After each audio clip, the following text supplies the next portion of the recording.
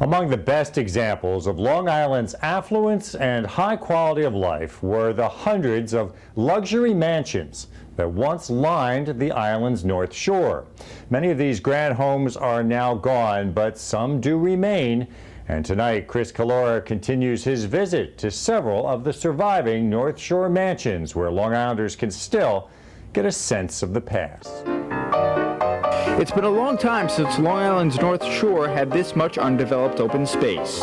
This film, shot back in 1912, shows the island's North Shore in its infancy of development. It was shot from the roof of Coindre Hall in Huntington the year the mansion was completed, when it was still known by the name West Neck Farm. The mansion was designed by architect Clarence Luce, who also designed many of New York City's early hotels. It's an outstanding example of what they call the French chateauesque style, which there weren't that many built on the North Shore of the Long Island Gold Coast. And also its landscape, I think, is an outstanding feature. The 40-room mansion was built in 1912 as the summer home of chemical company heir George McKesson Brown, but it was kept open year-round as a working farm.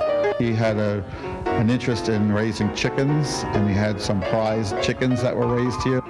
The property has been subdivided since its heyday, but it remains as one of the largest properties that was once privately owned along the North Shore. It's significant because it's a surviving example on large acreage. Not too many of them survive on 33 acres. We have a handful, but there used to be many more. After suffering losses in the 1929 stock market crash, Brown eventually sold the mansion and half of the 33-acre property to the Brothers of the Sacred Heart. They converted the mansion into a school, naming it Coindre Hall, after the founder of their organization, Father Andre Coindre. Now, to give you an idea of what the landscape looked like back then, this is one of the earliest known photographs taken of Coindre Hall in the 19-teens. Now, as you can see, most of it is undeveloped. But as you can see from the satellite image, the land around it is much more developed today. It remained a school until 1973, when Suffolk County purchased the property and turned it into a county park.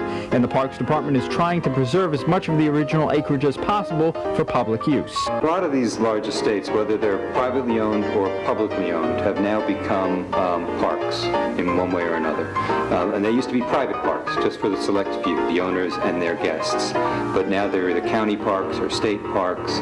And the mansion remains a chance for Long Islanders today to experience an example of the type of land, views, and privilege once commonplace during the Gold Coast era. In Huntington, Chris Collora, LI News Tonight.